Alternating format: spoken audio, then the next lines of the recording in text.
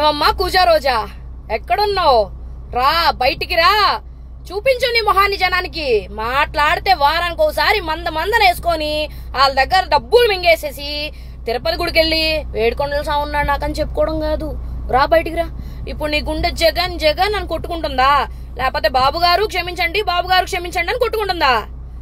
రా బయటికి. ఇంక పోతే అమ్మా మహిళా కమిషన్ వాసిరెడ్డి పద్మ, నువ్వు ఎక్కడున్నావమ్మా? ఒక్క భారతిరెడ్డి గారి కోసమే పనిచేసినట్టున్నావు. ఆవిడొక్కటే మహిళ అనుకుంటా నీకు ఈ ఆంధ్రప్రదేశ్ లో. అందుకే మహిళ అన్న ప్రతి ఒక్కళ్ళు చూశారు, నికార్సైన సమాధానం ఇచ్చారు ఒక్కొక్కళ్ళకి కూడా. ఇప్పటికి కూడా మీరు ఇంకా 11 సీట్ల లీడింగ్ లో ఉన్నారు. నాకు తెలిసి సింగిల్ డిజిట్ తో ఆగిపోతారేమో, చూసుకోండి. ఇంతకన్నా పరాభవం మీకు ఇంకొకటి ఉండదు. ఇది ప్రజల తీర్పు, ప్రజల తిరుగుబాటు. మీరు టీడీపీని లేకుండా చేస్తారా?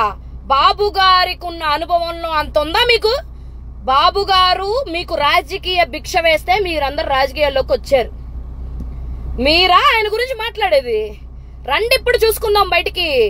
ఆడోళ్ళని కూడా చూడకుండా ఆడోళ్ళని లంజా అనుకుంటా ఇష్టం వచ్చినట్టు పోస్టులు పెడతారా? మీరు ఇష్టం వచ్చినట్టు మాట్లాడతారా? భువనేశ్వరి గారిని అసెంబ్లీ సాక్షిగా మీరు అవమానిస్తారా? చెప్పారు మా బాబు గారు ఆ రోజు, సీఎం అయినాకనే ఆయన అసెంబ్లీలో అడుగు పెడతాను అని. వస్తున్నాడు చూసుకోండి.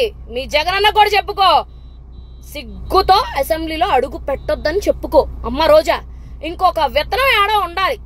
చిత్రకారిని ఆ ఆర్టిస్టు ఎక్కడుందో కనపడట్లేదు కానీ రజని, చిలకలూరుపేట రజని పాపం గుంటూరుకు వచ్చేసి ఇంకేముంది నేనే గెలుస్తాను అనుకుంటా పాపం రాజకీయాలు చేశారు. ఆ విత్తనం ఏడుంది? ఆ మొక్క ఎక్కడికో పంపించినట్టున్నారు మీరందరూ కలిసి.